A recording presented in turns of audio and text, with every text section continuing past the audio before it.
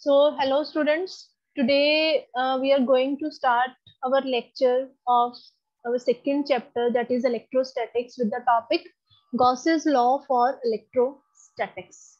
Okay, and this is the very famous law that we have already done in our physics. Okay, so what is Gauss's law for electrostatics? That is the total electric flux through any closed surface. Because there is any closed surface, and the total electric flux through any closed surface is equal to the 1 upon epsilon times the total charge enclosed by the surface. That how much charge is there in that particular surface. So it is 1 upon epsilon naught times the total charge enclosed by the surface. And so the flux, the symbol for the flux is this phi. And this is equal to the surface integral of electric field intensity as per the Gauss's law. And this is equals to charge per unit epsilon naught. Here it is epsilon naught, that is the absolute permittivity and for free space or vacuum condition. Okay, but if there is any medium it is there, so then we can write it as Q by epsilon. And this epsilon, that is permittivity, it is equal to the product of absolute permittivity and relative permittivity. So the Gauss's law for any medium, it is equal to Q by epsilon, and for the free space or vacuum, it is equals to Q by epsilon naught. Okay, so this is the Gauss's law for electrostatics. And if the charge is continuously distributed over any volume, okay, we say that if charge is distributed over any volume, okay, then this Q is replaced by, then this Q is equals to rho dV. Okay, rho is the volume charge density and Q is replaced by rho dV, because we know that what is rho? Where rho is equals to dQ by dV, and rho is the volume charge density. Okay, that is the Coulomb per meter cube, its units. So if the charge is distributed over any volume, then the Q is equals to volume integral of rho, that is the volume charge density. Okay, so this is our Gauss's law. And now let's start with the various applications of Gauss's law. Okay, so we have to cover 6 applications for the Gauss's law. So let's start with the applications now.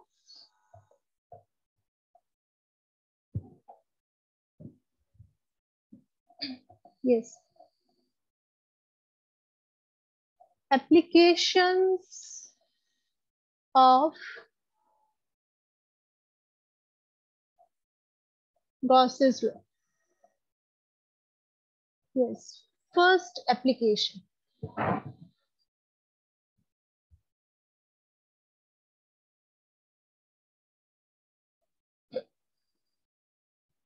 So the first application is electric field due to point charge, or this can also be written as Coulomb's law from Gauss's law.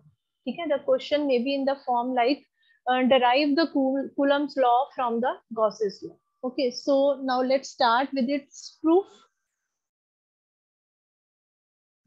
Now, considering any point charge, because here the condition is of point charge. Okay, so considering any point charge, and for the point charge, so what is the shape of the Gaussian surface? That is in the form of the sphere. So this one, this dotted line is the imaginary Gaussian surface that appear across the point charge. Okay, and here we are taking the small part of this surface. This is a small part of this surface on the surface of this Gaussian surface, and we are drawing 2 vectors, and we know that for the positive charge, the electric field of lines are outwards. Okay, electric field of lines are outwards.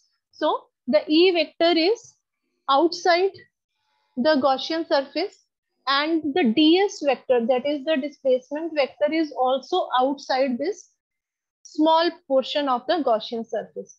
Okay, so this is our Gaussian sphere, and E vector and ds vector are outwards. So here, this one is the imaginary Gaussian surface. So Gaussian surface is a sphere of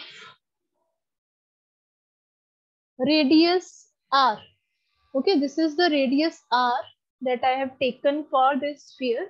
Is the Gaussian surface is a sphere of radius r with the electric field E vector, with electric field E vector has same magnitude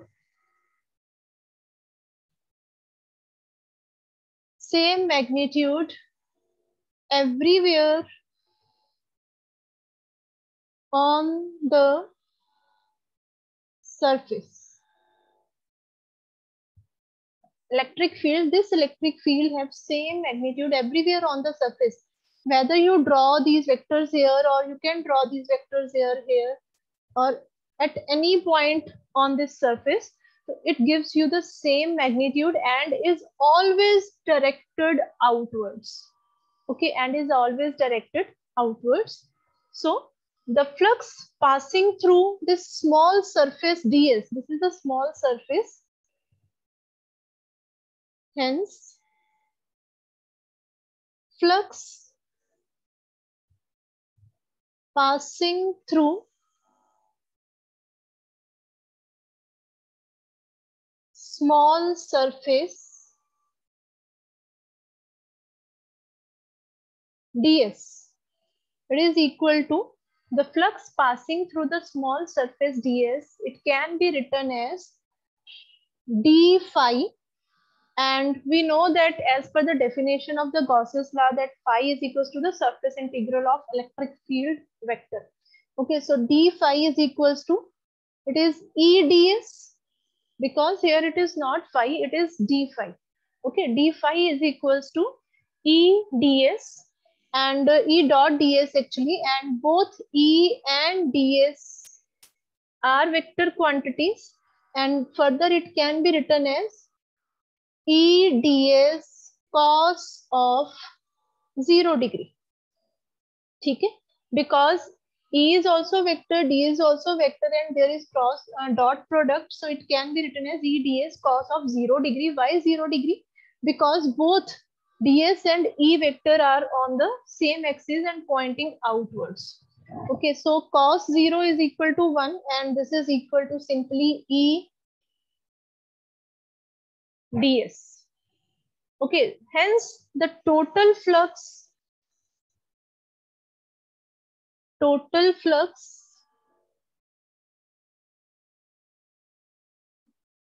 that is phi, it is equal to EDS, that is the surface integral of EDS, that is as per the Ohm's law, or you can also write here like this, and it is further equal to EDS is equals to simply, so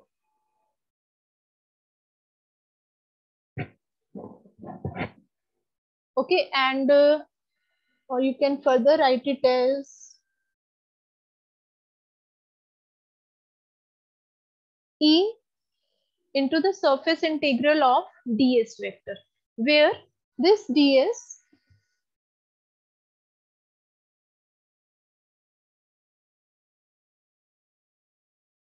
where the integral ds, it is equals to the total surface area of the sphere.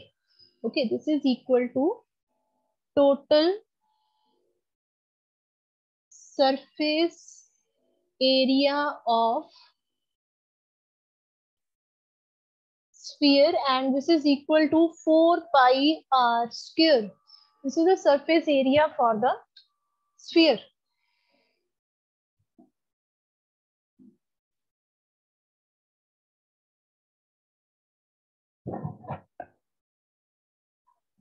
Okay, and hence phi is equals to, so what is phi comes out to be now, therefore phi is equals to, ये क्या था, that is E into this one, so this is equal to E into 4 pi r square. Okay, from this equation here you put down the value of this surface integral, that is equal to 4 pi r square, and mark this as equation number 1.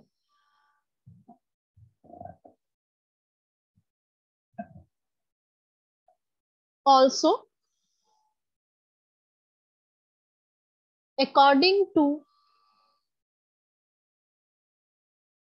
Gauss's law,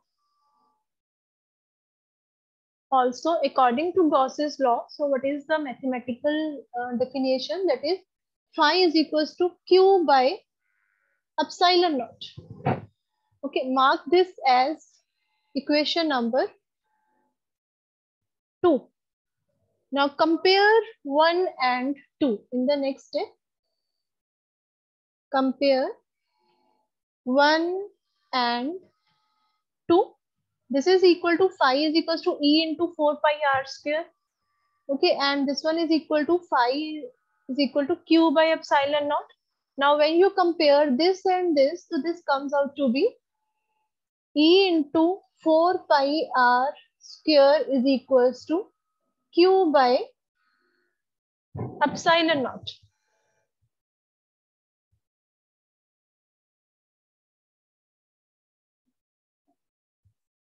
Okay, and here from this equation, so E comes out to be, E vector is equals to, so this comes out to be 1 by 4 pi epsilon naught q by r square. Okay, mark this as equation number 3. But now here we have to derive the Coulomb's law. So here comes out to be the electric field intensity. Okay, and we have to derive the Coulomb's law from Gauss's law. So just imagine that if another charge Q naught is placed at any point on the surface, then the force acting on it is given as, so now we can assuming that if any charge Q naught on the surface, then force acting on it is, so what is the force, अगर कोई और charge Q naught surface के ऊपर पड़ा है, so then the force is given as, it is equals to Q naught into E. Okay, so this is the force that is acting on any other charge that may be there on this surface of the Gaussian surface. So it is further written as 1 by 4 pi epsilon naught Q naught into Q divided by R square. And here comes here Coulomb's law. And this one is the Coulomb's law. Okay, so what is the Coulomb's law? As per the definition, that the force is directly proportional to the, that is the force of interaction between the two charges. Okay, force is directly proportional to the product of the charges and square of the distance between them. Okay, so one charge is here Q, and one charge, that is Q naught, we have imagined this charge at the surface. Let us suppose here. Okay, and the distance between these two charges is r. Okay, so the force of interaction is directly proportional to the product of the charges and inversely proportional to the square of the distance between these two charges, and this one is here Coulomb's law, hence proved. Okay, so this is your first application of Gauss's law.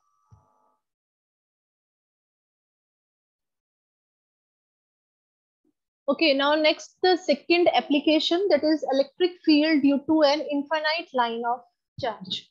Okay, so let us assume there is a line of charge with a positive charge on that line, and if the charge is uniformly distributed over any line or any wire, then the shape of the Gaussian surface is cylindrical. Okay, so this dotted is the your Gaussian surface. Okay, and the radius and length of this cylinder is, let R is the radius of this cylinder and small l is the length of this cylinder. Okay, length of cylinder. Cylinder means our Gaussian surface. Okay, so as we have done in the previous application, when there is a point charge, when the point charge is there, then the shape of the Gaussian surface is spherical. But if the charge is a linear charge, linearly distributed charge over any wire, then the shape of the Gaussian surface is cylindrical. Okay, and now let's observe the vectors and directions for E vector and ds vector.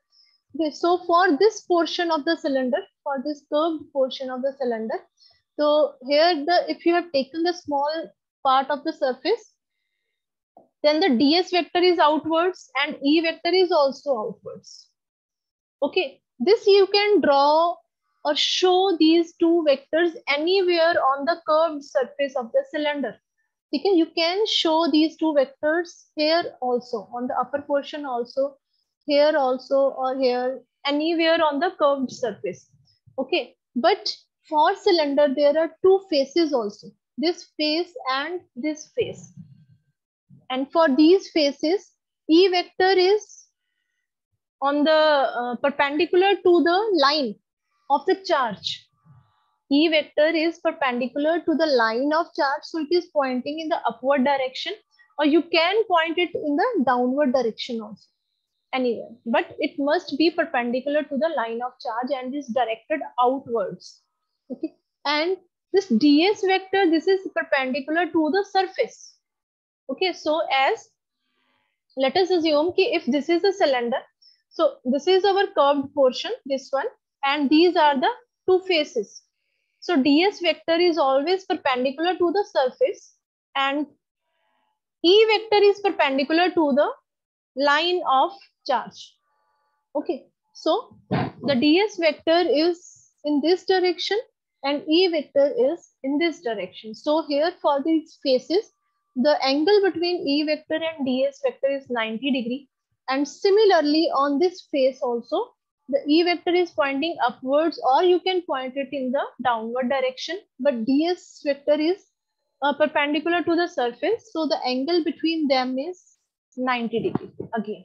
Okay, so these are the three portions that we have to consider in our derivation now. So where R is the radius and L is the length of the cylinder. Okay, now let's start with the flux distribution. So let us assume the flux given by these direction is phi 1. Okay, let us start with the derivation now. So phi 1 is equals to, that is, or you can also write like in the previous application, d phi 1. Okay, so it is d phi 1 is equals to E vector dot ds vector. That this d phi 1 I am going to take for this position. Okay, and here we know that both are pointing outwards and the angle between them is 0 degree. So it can be written as E ds cos of 0 degree, or it comes out to be E ds. Okay, so the total flux for this portion is total flux, that is phi 1, and this is equal to EDS, as we have done in the last application also. So what is ds here? Where ds is the surface area of the cylinder. As in the last application, it is the surface area of the sphere, but here it is the surface area of cylinder, and the surface area for the cylinder, it is given by, it is equal to 2 pi r into L. Okay, hence the phi 1 comes out to be, phi 1 is equals to, from here, that is E into 2 pi r L. Okay, mark this as equation number 1. Now the fluxes for these flat caps. Okay, so the fluxes for flat caps,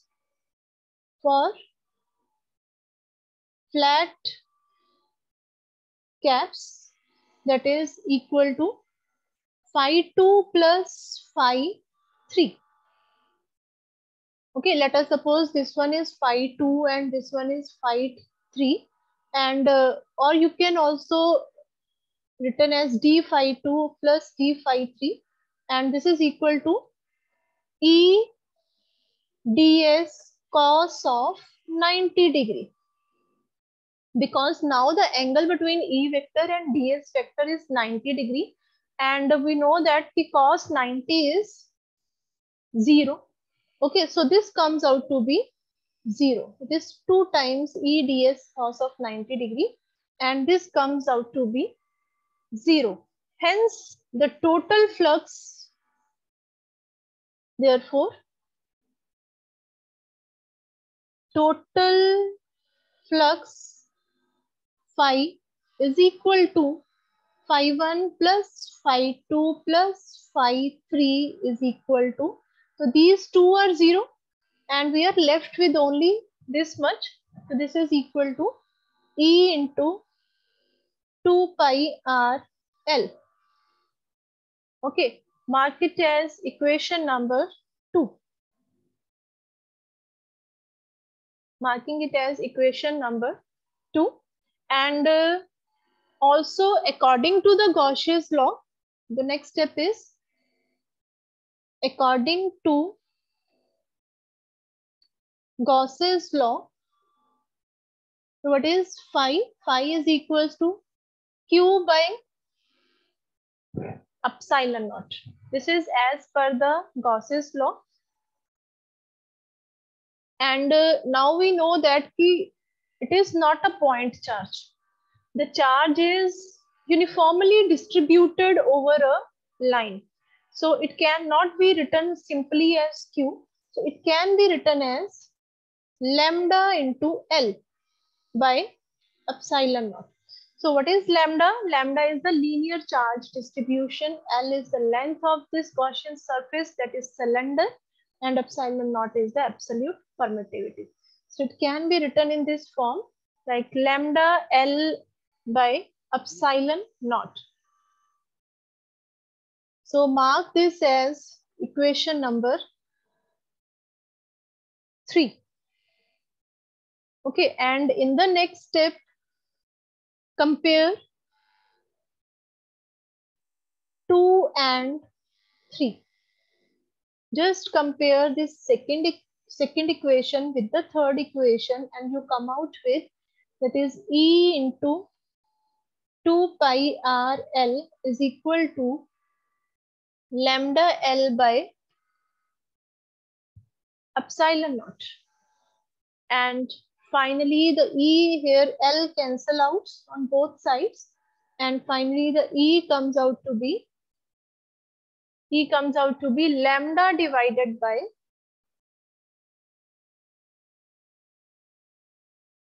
two pi epsilon naught into R. So this is your formula when the charge is uniformly distributed on any line, or for a uniformly charged long wire or thin wire. Okay, so this is your second application, and this will be your final formula for the second application.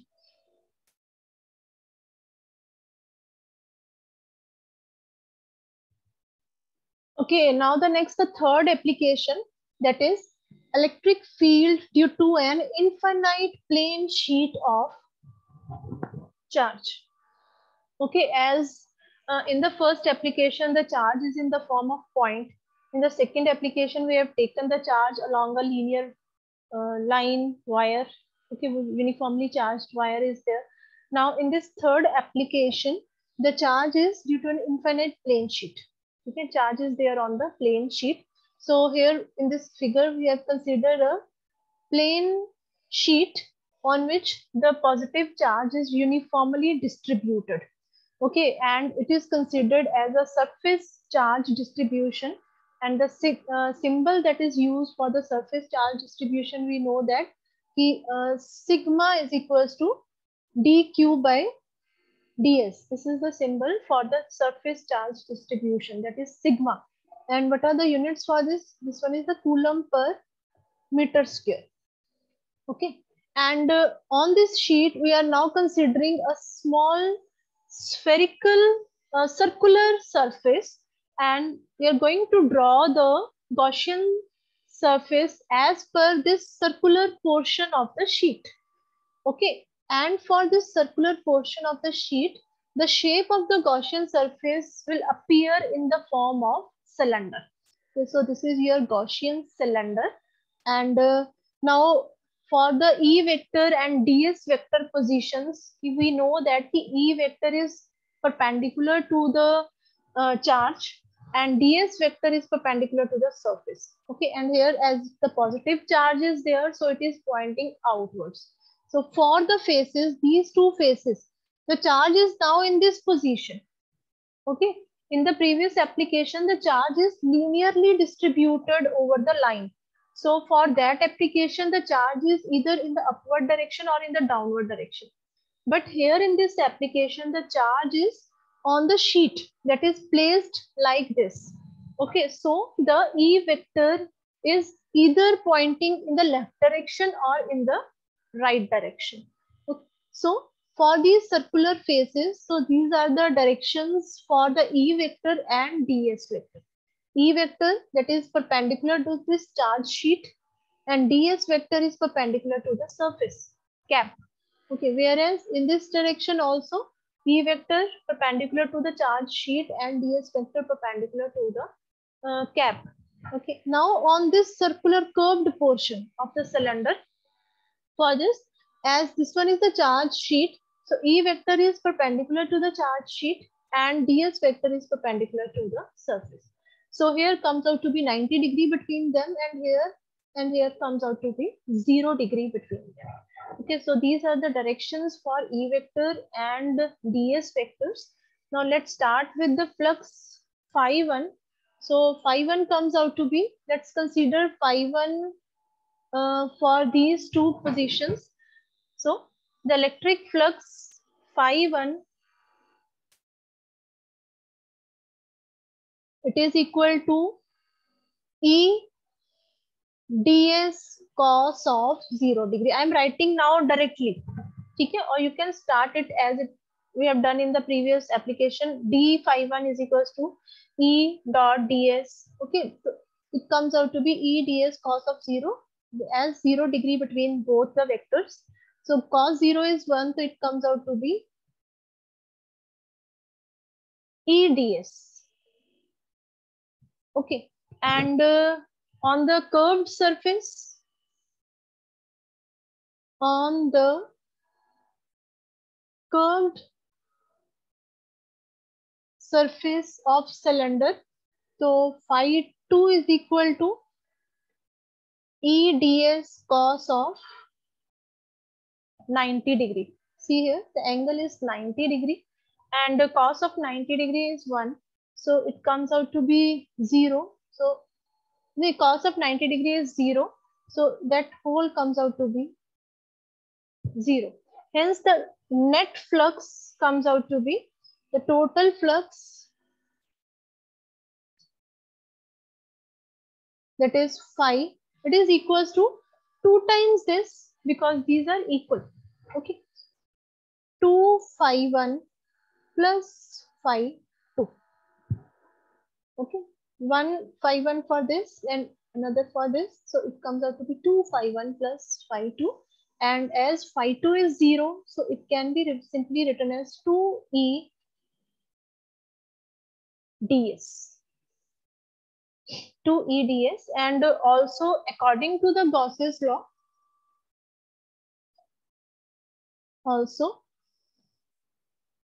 according to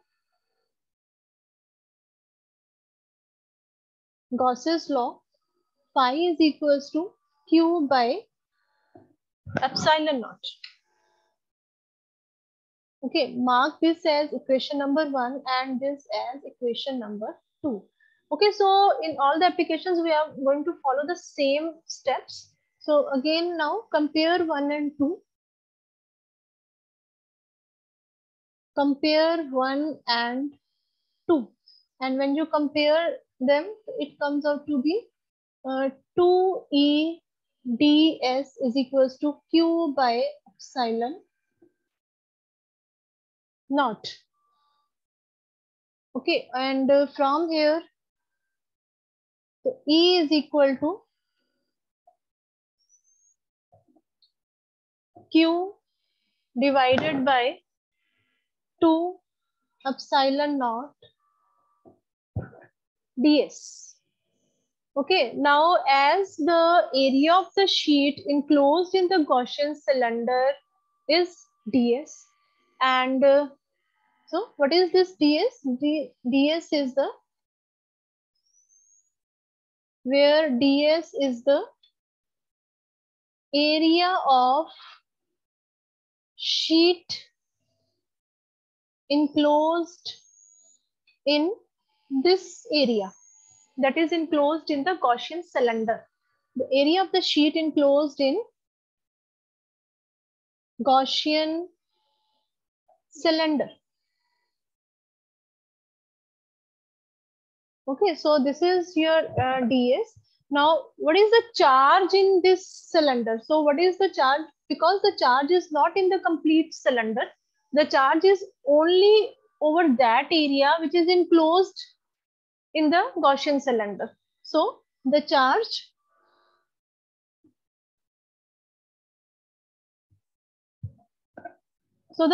in cylinder is in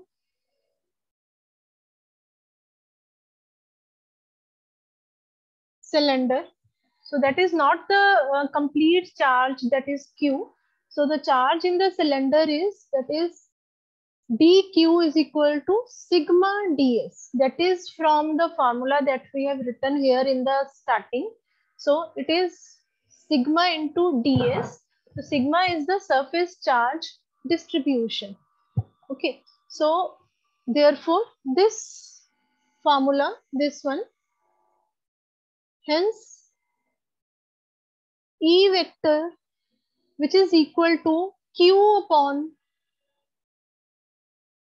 2 epsilon naught ds, it is further equal to, so Q, it can be written as sigma ds divided by 2 epsilon naught ds.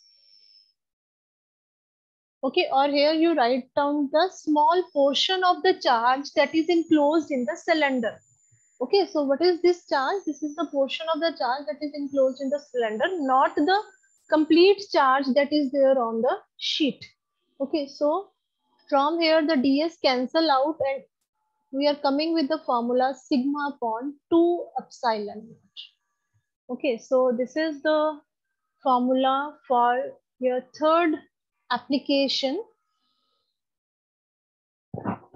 Hence, E vector is equal to sigma upon 2 epsilon naught. So this is the formula for electric field intensity if the charge is uniformly distributed over a infinite plane sheet. Okay, so this is the formula, net formula for the third application.